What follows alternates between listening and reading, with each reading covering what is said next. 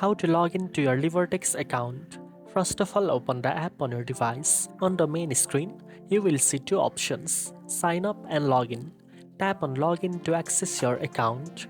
Next, enter the email address and password you used when creating your Libertex account. Make sure to type your credentials correctly to avoid login errors. If you used a quick sign up option, you can also log in using your Apple account or Google account by tapping the respective icon. After entering your details, tap to login button. If prompted, complete any verification steps such as entering a code sent to your email to ensure your account remains secure. Once logged in, you can access your dashboard and start exploring all the trading features Libertex offers, including stock, crypto, and more.